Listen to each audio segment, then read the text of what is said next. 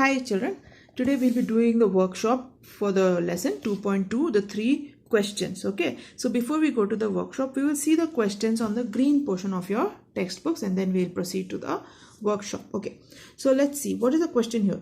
What is the right time according to you? आपके हिसाब से राइट टाइम क्या है? अब ये स्टोरी पढ़ने के बाद मेरा कंक्लूजन है the right time is now. So how will you write the answer? According to me the right time is now. Okay, now what final suggestion did the last group of learned men offer regarding the best time?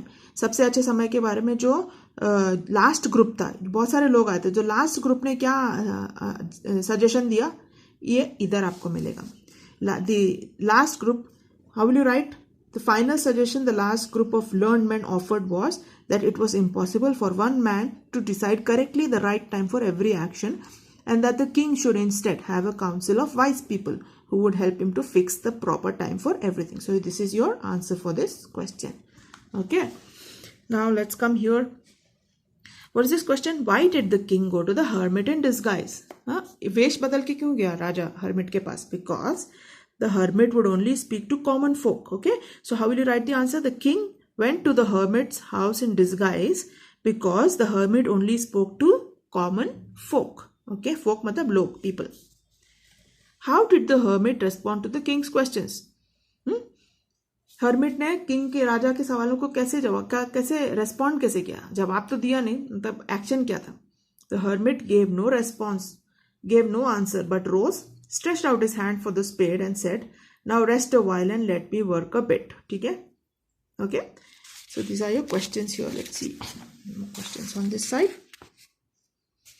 Okay, in what state was the bearded man when he arrived? वो जो दाढ़ी वाला आदमी जो आया था राजा और hermit के पास भाग भाग के, वो किस हालत में था? वो हम इधर से ये प्रीवियस पेज नंबर 53 के लास्ट लाइन में हम देखते हैं. The bearded man was holding his hands on his stomach. Okay, the man held his hands pressed against his stomach and blood was flowing from under them. When he reached the king, he fainted and fell to the ground, moaning feebly. So that was his condition when he arrived. Why had the wounded man asked for the king's pardon? वो wounded आदमी ने राजा से माफी क्यों मांगी? उसका answer आपको इस पैराग्राफ में मिलेगा. Because he was the enemy who swore to revenge himself on the king. Okay, if you're writing in the third person, you have to change the tense. Okay, and the first person. इधर ये first person में बात कर रहा है. तो अगर why आपको पूछा why had the wounded man asked for the king's pardon, तो आपको you will not be answering in the first person. You have to answer in the third person. So the wounded man asked for the king's pardon because he had been an enemy of the king and had sworn to revenge himself on the king because the king had executed his brother and seized his property.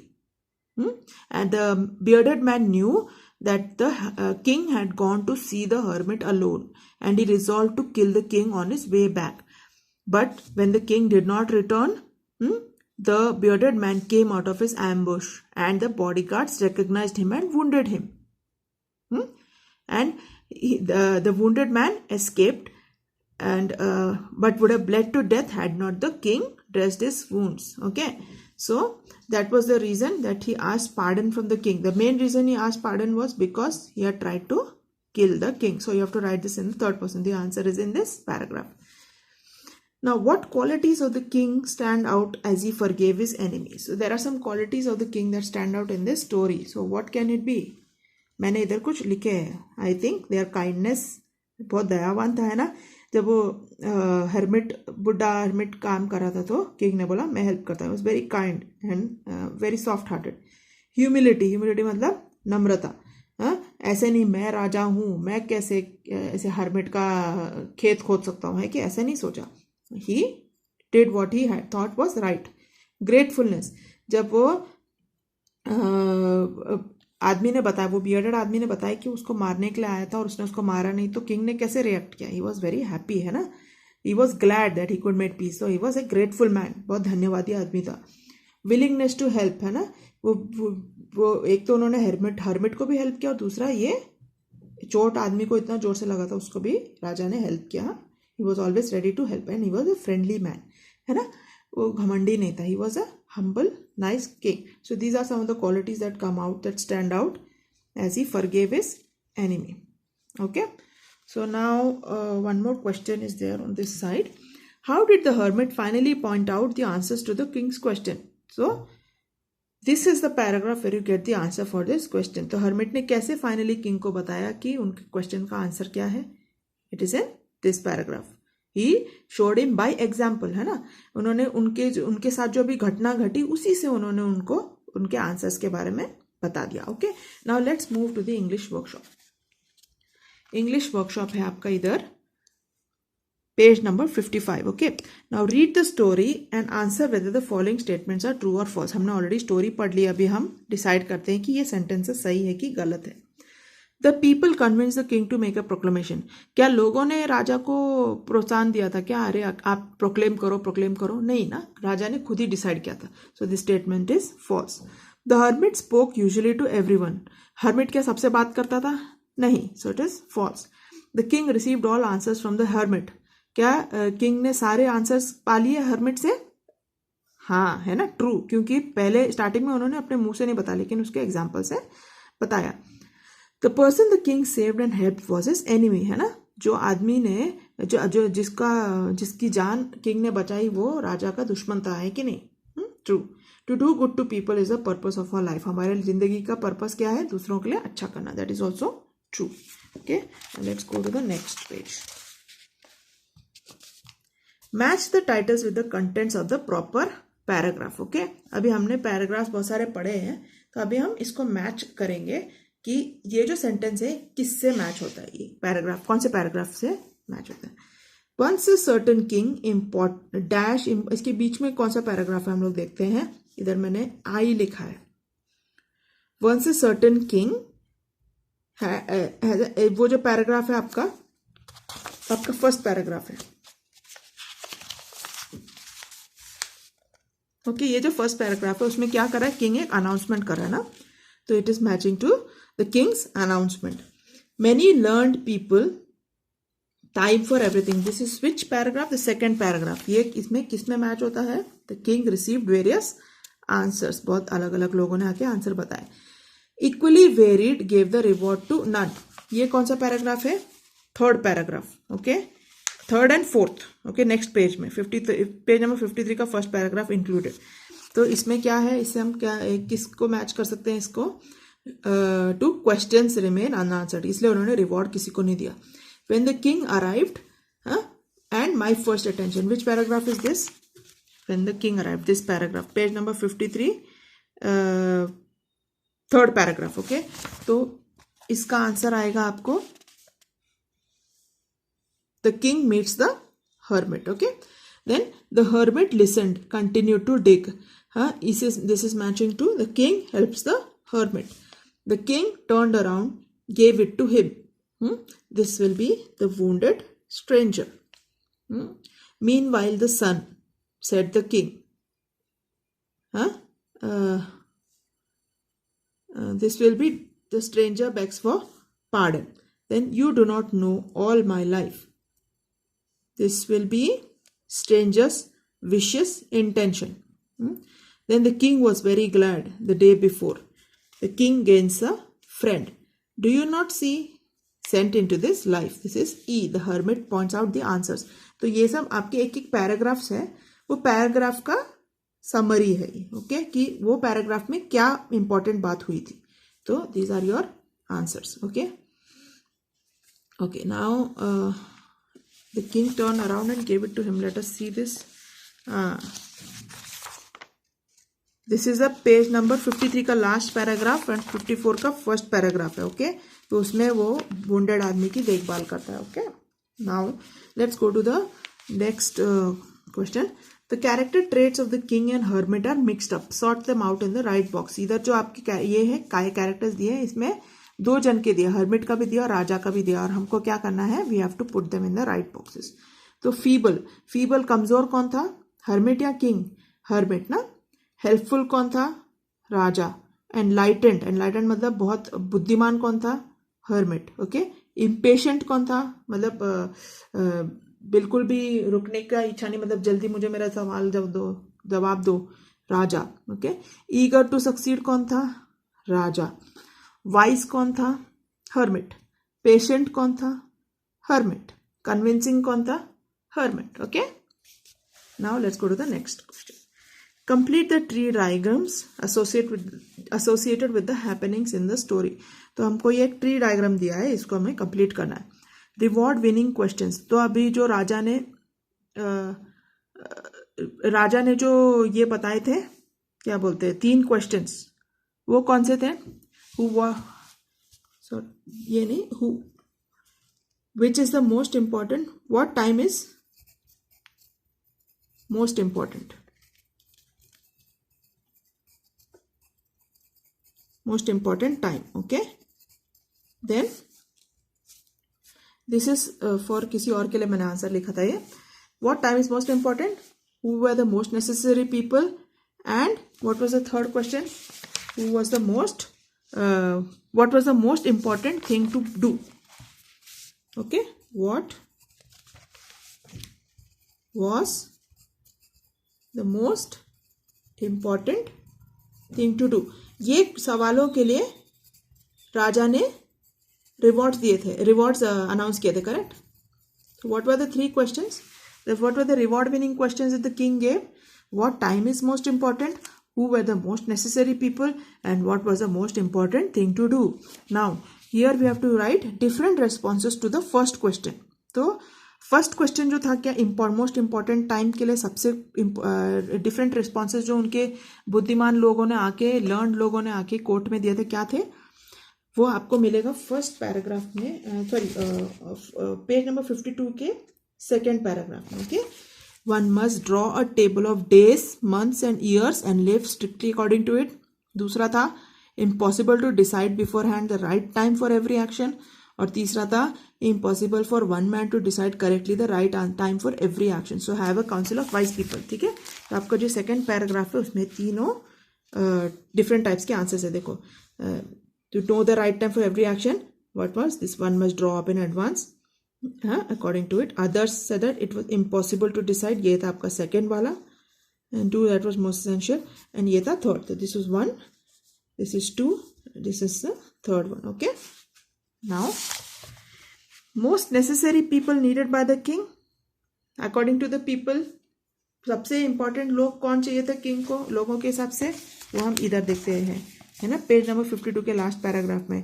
किसी ने बोला councillors या तो advisers, किसी ने बोला priests, किसी ने बोला डॉक्टर्स, किसी ने बोला वॉरियर्स। ठीक है, तो फिर थर्ड के लिए क्या था, ऑक्यूपेशन, मोस्ट इंपॉर्टेंट ऑक्यूपेशन के लिए आंसर्स क्या दिया उन्होंने, तो आपको मिलेगा पेज नंबर 53 के फर्स्ट पैराग्राफ में। मोस्ट इंपॉर्टेंट थिंग किसी ने बोला साइंस है, किसी ने बोला वॉरफेयर है, किसी ने बोला religious worship. Okay, so these are your answers for your questions। okay, so you have to read through the paragraph. Once you understand the story, these are not difficult to do. Now let's go to question number 5, page number 58. Okay, write down in your notebook 2 points for each of the following. How do you know? How do you know that the learned advisors who came to the court confused the king? आपको कैसे पता कि जो advisors जो king के पास आए थे उन्होंने king को confuse किया, मदद नहीं किया? एक तो क्या रीजन है, दे गेव डिफरेंट आंसर, सब ने अलग अलग आंसर दिए, इसलिए that was not helpful to the king. और दूसरा, the king didn't give reward to anyone, king ने रिवॉर्ड प्रॉमिस किया था लेकिन he didn't give the reward to anyone, so that shows that the learned advisors who came to the court confuse the king. Okay, now second was, how do you know that the king was humble, आपको कैसे पता कि king बहुत नम्र था? एक, he put on simple cloth to meet the hermit, है ना, उन्होंने राजा जैसे नहीं गया, बोला मैं राजा हूँ, मैं हर्मिट के पास जाऊँ, वो मेरे पास आएगा, ऐसा नहीं, वो गया कैसे, सादे कपड़े पहन के। दूसरा, he dug the ground for the hermit, उन्होंने हर्मिट के लिए जमीन भी खोद के दिया। Next, how do you know the king's enemy was repentant, repentant मतलब वो अपनी गलती का एहसास उसको हुआ, वो उसको हमें कैसा पता चलता है? एक, one, he asked for forgiveness, एक तो उसने माफी मांगी। दूसरा, he promised to be loyal to the king, उसने क्या बोला, राजा मैं आपकी जिंदगी भर सेवा करूंगा अगर आप मेरी जान को छोड़ दोगे तो।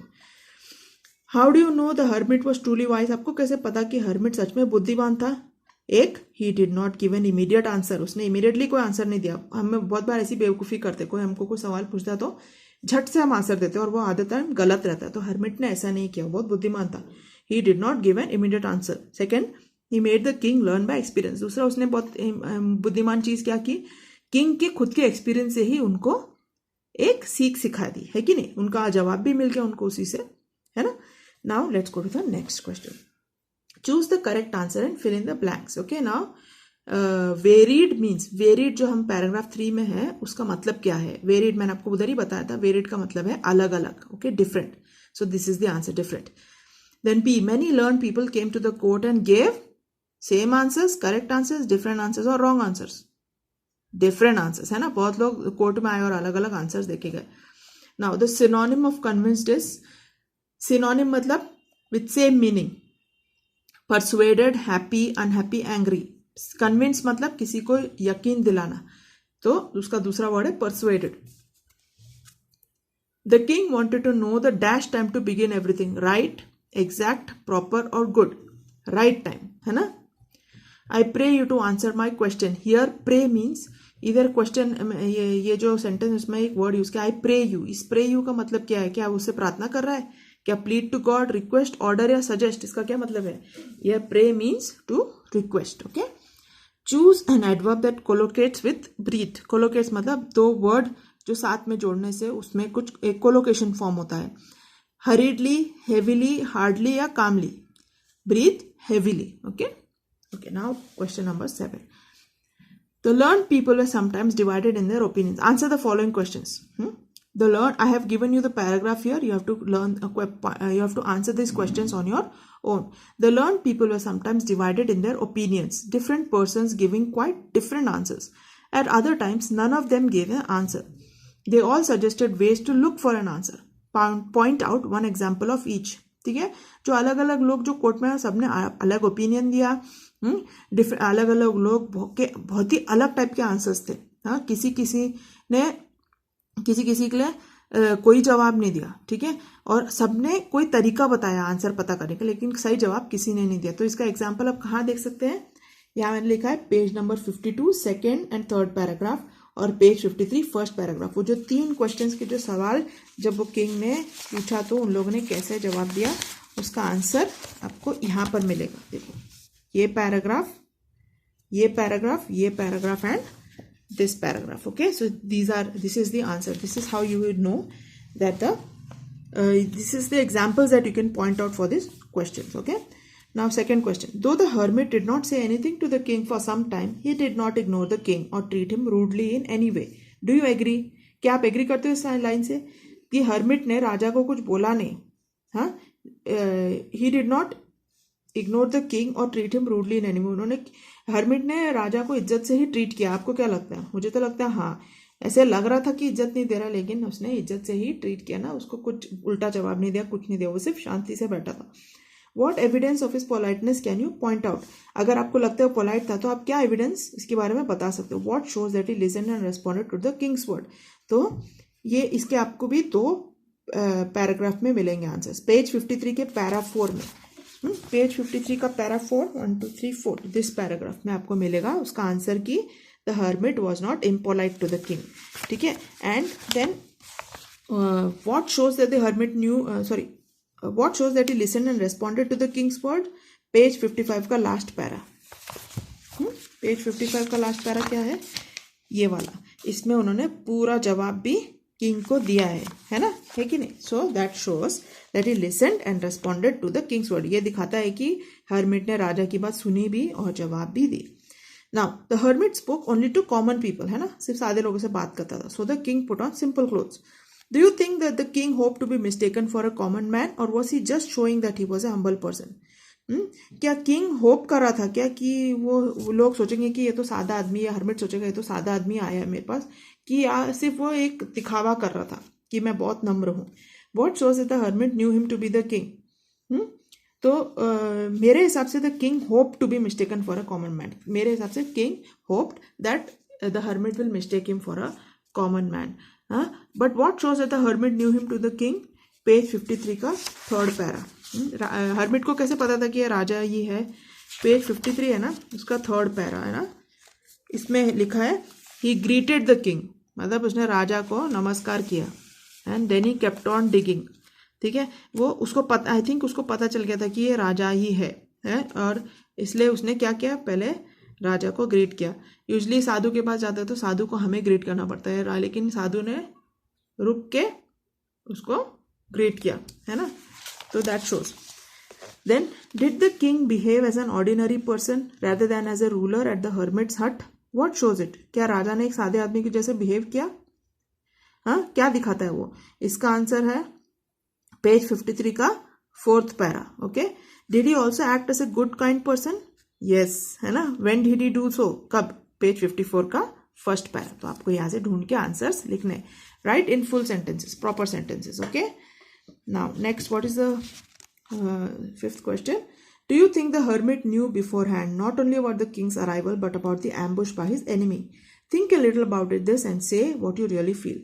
मेरे हिसाब से शायद हर्मिट को पता नहीं था, लेकिन इसका आंसर यस भी हो सकता है। अगर आपको लगता है कि हर्मिट को ऑलरेडी पता था कि राजा आने वाला है तो आप इसका आंसर यस लिखिए और उसके वजह भी बताइए, आपको क्यों ऐसा लगता है। Okay, so this is what you have to do. I have given you all the answer page numbers along with the paragraphs. You just have to remove the answers and write them in proper grammatical in correct grammatical form, okay, with correct sentence formation.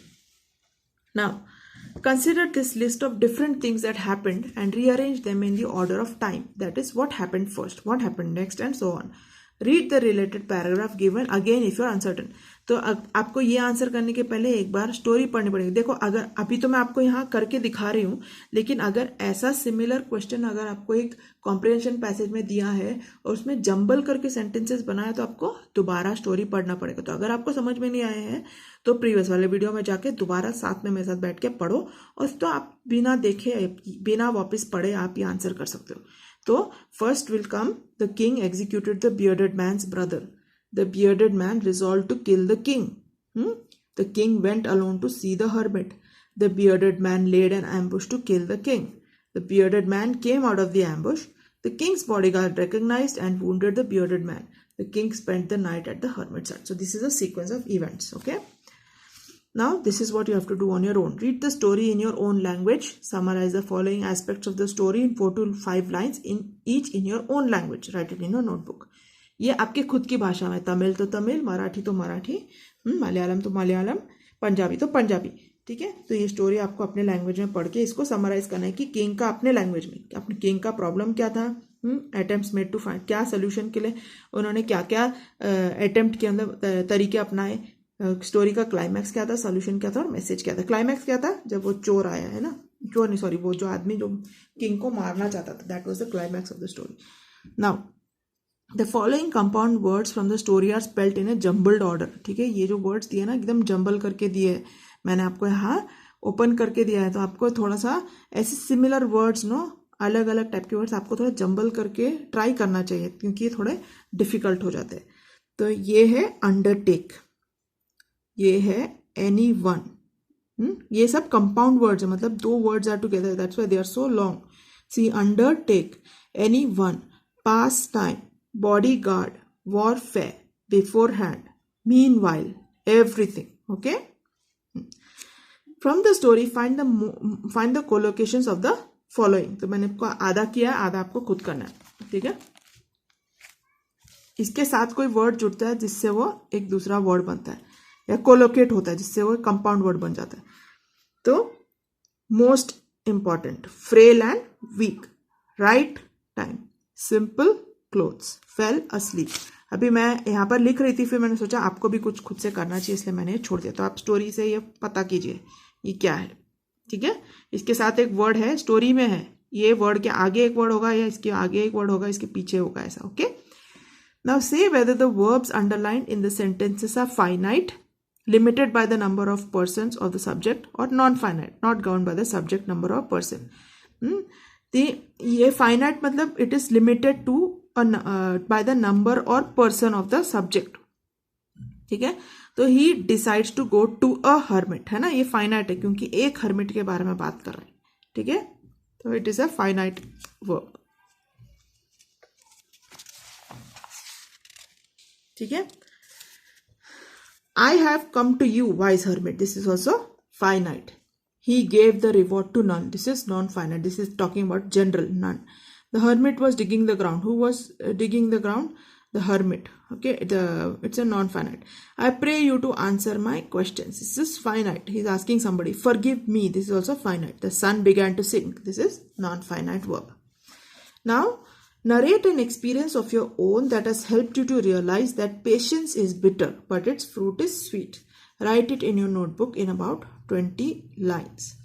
Okay, अभी एक आपको आपके personal experience से एक story narrate करनी है. Narrate मतलब बतानी है, हाँ, जिससे आपको ये समझ में आए कि patience is bitter but it's fruit is. Patience is bitter मतलब किसी चीज का इंतजार करना बहुत कड़वा होता है, लेकिन उसका जो फल बहुत मीठा होता है. ये इसका मतलब है. ये जो सेंटेंस है ना, patience is bitter but it's fruit is sweet, इसके ऊपर आपको एक एक्सपीरियंस नरेट करना है. तो मैंने इधर एक एक्सपीरियंस, मेरा पर्सनल एक्सपीरियंस आपको नरेट करके दिखाया है. तो इस फॉर्मेट में आप भी अपना एक्सपीरियंस बता सकते हैं. ओके, आपको ये कॉपी करने की जरूरत नहीं है, आपको खुद से करना चाहिए. ओके, तो let's read this. One day my father came home and told me that he was being transferred to a new city. I had many friends here and I didn't want to go. My parents told me that I might find better friends in the new place. But whatever they told me didn't make me happy. That night, my mother told me about how patience is bitter but the fruit is sweet. She explained that I may not like everything that happens in my life, but that would only make me stronger and more satisfied with life. I decided to give my mother's advice a try. We moved to the new city. Life was very boring in the beginning. I got admitted to a new school. I had made few friends, but not close enough. ठीक है, दोस्त तो बनाए थे लेकिन वो close नहीं थे मेरे से. ठीक है, this is my personal experience. So you should not copy it, you should try to write your own experience as well. Okay, so then what happened? I had made a few friends but not close enough. One day I saw a truck pull up to our building. Some people were moving into the house above us. That evening, a cab pulled in with some people who were moving into the house. Guess what? The girl was my best friend from the previous school. So, ये क्या था? Patience was bitter but the fruit was sweet. Okay, इस story में क्या हुआ था कि जब हमारा ट्रांसफर हो गया था तो मेरे पास कोई दोस्त नहीं थे. मम्मी ने बोला था कि patience is bitter but the fruit is sweet. So मैं बोला ओके चलो लेट्स सी क्या होता है. तो when we move to the new city, नए स्कूल में एडमिशन लिया, कोई दोस्त नहीं थे, कुछ नहीं था. हाँ, लेकिन बहुत कम दोस्त थे, लेकिन क्लोज नहीं थे. फिर बहुत दिन के बाद एक दिन मैं वेट कर रही थी तो बाहर एक ट्रक आई. ट्रक में सामान था, सामान ऊपर डालने. फिर रात को एक कैब आई. कैब में जब कैब में से लोग निकले तो मैंने देखा क्या कि वो जो लड़की निकली कैब से वो मेरे पुराने स्कूल की फ्रेंड थी. उसके पापा का भी ट्रांसफ़र वही सेम जगह में हो गया था. तो मेरे लिए ये जो सेंटेंस है, patience is bitter but the fruit is sweet, ये इस एक्सपीरियंस से मैंने रियलाइज़ किया. तो आपके लाइफ में भी अगर ऐसे कोई इंसिडेंट्स है तो आप भी ऐसे सिमिलर कुछ एक स्टोरी लिख सकते हैं. Okay, so with this we complete our story, the 3 questions. It was a very interesting story and very good for application into our own lives as well. Okay, so next we will see the next lesson in the next video.